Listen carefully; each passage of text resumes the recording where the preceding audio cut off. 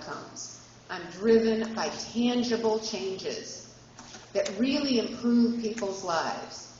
80,000 kids having health insurance, several thousand patients in assisted living facilities having the support from the state to be able to stay in good care.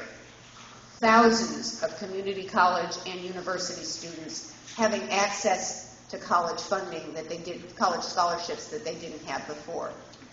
I don't measure myself on what I promise. I measure myself on what I've done.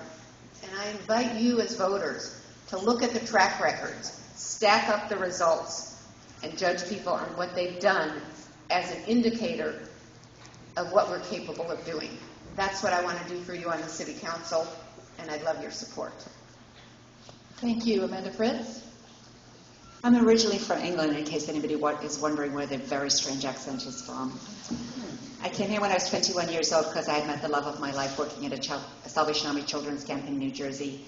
And so the day after I graduated from college, I came to see if I could catch him, and I did. So that was nice. We lived for 7 years below the poverty line, and I was a renter first in Pittsburgh, Pennsylvania, and then in Rochester, New York. And we chose to live in Rochester where my husband went to medical school in a very low-income neighborhood because that was the cheapest place, and we wanted to get through medical school with the minimum amount of debt, which I worked all the hours that there were available, and we got out of medical school with a debt of $13,000, which we then paid off within 4 years. And I feel very lucky about that. But we lived in a neighborhood where the corner store owner kept a shotgun on the counter. That was really startling to me as somebody from England where they don't have guns. The island of Great Britain is about the same size as Oregon, and there are 56 million people that live there. There are fewer people living outside in the United Kingdom than there are in the city of Portland.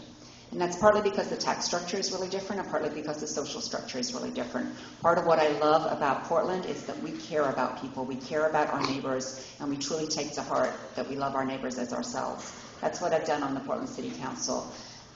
I used to go in the Fifth Avenue door of City Council. I now choose to go in through the Fourth Avenue because there are people there protesting our lack of housing, and so that I can at least say good morning, talk to folks, and that was one of the reasons that I was interacting with Cameron Whitten during his hunger strike and was able to work with him to resolve that. I worked with folks on the sidewalk management plan where we were looking at how do people exist downtown Portland. And so but we didn't, once we had done that, stop meeting. I hold meetings every other month where people who live outside, business owners, police, can come and talk with each other, and I'm there so that they talk respectfully and so that we move forward together as a community. That's the kind of commissioner that you elected 4 years ago. I hope you'll do it again. Thank you. Jefferson Smith?